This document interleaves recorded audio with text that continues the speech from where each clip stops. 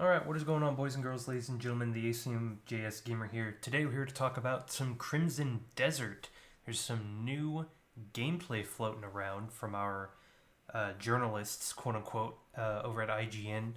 There's this 12-minute video, and then there's a 52-minute video. It's a bit longer. I don't think I'm going to react to that one. I think I'll just upload that on the channel, and you guys can see for yourself what it looks like without my commentary.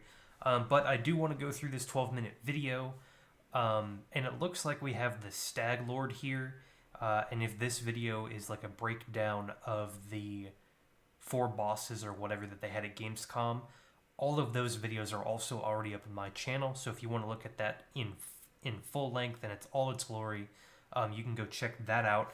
But for now, let's stick with this and let's see what IGN has packing for us. The bosses in Crimson Desert are powerful. I mean really powerful. As the formidable Stag Lord grabbed me by the ankle and hurled me into a wall, the bone-crunching impact reminded me of how the strangest blows catapulted Kratos through tree trunks and mountains in God of War. Okay, so we have God of War already. This intense, deity-like physicality lends Crimson Desert's battles a sense of genuine spectacle. These are the gladiator battles of myths. Myths, okay. So Vikings, myths, folklore.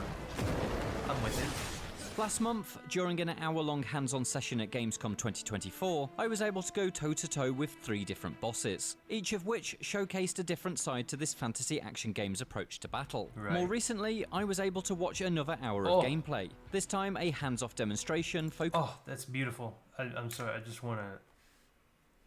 Recently, I was able to watch... That is beautiful. That is gorgeous. I love the texture of everything that's here. You got the little tower, not even a tower really, maybe a granary in the background here. You got all these carts with different carpets and all the NPCs walking around. You got the chickens clucking. The map, the mini-map looks like something from Red Dead 2, to be honest. But this another hour of gameplay. This time a hands-off demonstration focused on exploration and questing. Together, these demos have given me a good indication of what Crimson Desert is. A game with combat that feels like a mix of God of War and Dragon's Dogma, set in a wider world where what you do is more reminiscent of the modern Assassin's Creeds and The Witcher 3. You play as Cliff, a warrior. Okay. God of War mixed with Dragon's Dogma, got that. Modern day Assassin's Creed, are you talking about Mirage or Odyssey or Valhalla? Because if you're talking about Odyssey and Valhalla, that's not necessarily a good game to be compared to, or games to be compared to, because their open worlds were bland. They're not fun. Warrior with a gruff Scottish accent and a no-nonsense attitude. After a prologue establishes a bloody conflict between the Greymanes and the marauding Black Bears, Cliff's major goal is made clear. Explore the continent of Pywell in search of his surviving Greymane allies who have been scattered following the battle. That sounds familiar too. You're in battle, search for your fellow mates after the battle. That sounds like Ghost of Tsushima and Valhalla. Very interesting. Die, Greymane! The bulk of the hands-off demonstration is set in Hernand, a medieval town populated by a fun range of fantasy races that wouldn't look out of place in any Tolkien-esque fantasy story. Cliff's interactions around its very beautifully rendered... I love the look.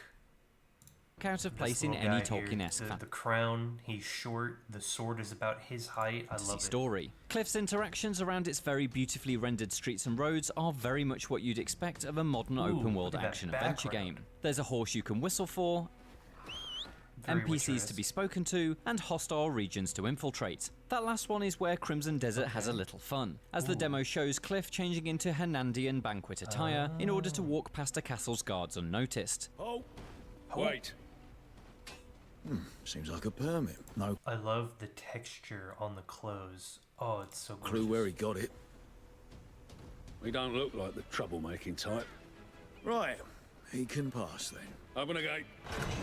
Much like how you can wear disguises in games like Hitman and Kingdom Come Deliverance. I hope there are plenty of opportunities to do this, and various outcomes to your trickery. It would be fun if you could use disguises to open up new conversations, as well as gain entry into forbidden areas. Why is Y assassinate? I don't understand that. Inside the castle, Cliff pilfers an Abyss artifact, which is where Crimson Desert gets a little more unusual. Whoa, the device opens up story. a pixelated portal in a wall, and walking through it transports Cliff to the Library of Providence. There, an alchemist called Alastin reveals that the library is at the centre of all worlds, What and in that there the are animus? beings who plan to bring everything to nothingness. What is the reason you've brought me here? There are beings who brought chaos to Providence.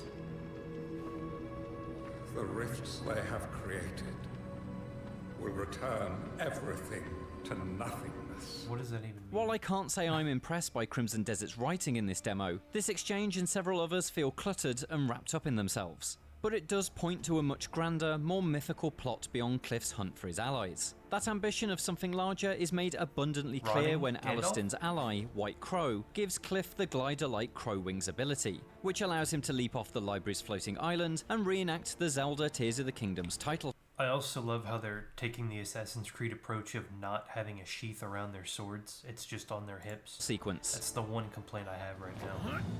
This... Dude, this looks awesome. Ooh. Okay, that's how you do a loading screen, Ubisoft. It's a little bold to use this motif. Can developer Pearl Abyss really craft something that lives up to the wider meaning of that iconic visual? But even if it falls short, the magnificent view and subsequent glide to Earth is a thrill all the same. Oh, that Back on the ground background. in Hernand, a local peacekeeper tasks Cliff with finding and eliminating some local bandits who fight using a red mist. Heading out in search of such villains, Cliff comes across a burning house and throws nearby vases of water to save the clergyman looks trapped very inside. Assassin's Creed-esque. It's not clear from the demo if such objectives organically occur around the map, Red Dead Redemption 2 style, but what is soon clear is that this blaze is the work of those aforementioned bandits. The local church says one of their men, Hubert, fled the scene in an attempt to bait the enemies away, and asks Cliff to find him. The payment is another one of those Abyss artifacts, once again suggesting that the worlds beyond worlds are of vital importance to Crimson Desert's story. I hope this results in a decent amount of weirdness that helps set the largely typical setting apart from other fantasy games. I can't Okay. believe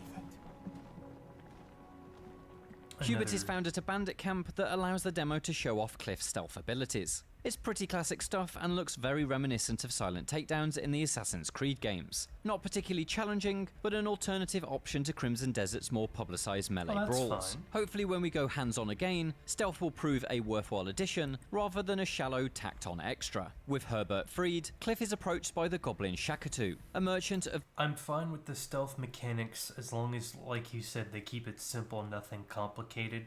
What's going to be the issue is if they give players the option to build out a stealth class, if you will, and then they just do nothing with it by always having you have to fight.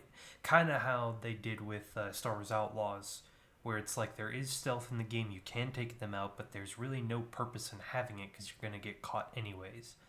So that's very interesting that they decided to incorporate a stealth element into the game.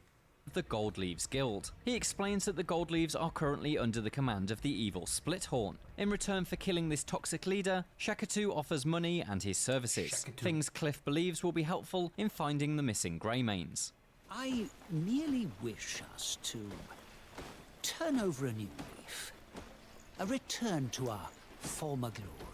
Arriving at the Goldleaf camp, it quickly becomes clear how all these quests are linked. The Goblin Guards use red mist as part of their battle tactics, and so reveal themselves as the very same miscreants that were causing trouble for the people of Hernand. And so Splithorn's death not only allows Shakatu to take over and help Cliff, but also fulfills the task set by the Peacekeeper back in town. I hope Crimson Desert features plenty more of these overlapping storylines, and forms a wider narrative that feels enjoyably interlaced. That would certainly make up for the uneven quality of the writing shown in the demo.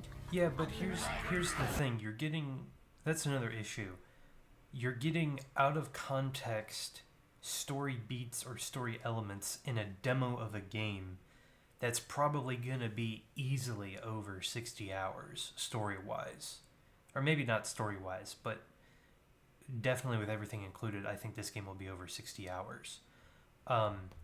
He's complaining about the writing of the demo when he was given out of context sections of gameplay, if that makes sense. So I don't understand why we're already judging the dialogue out of context.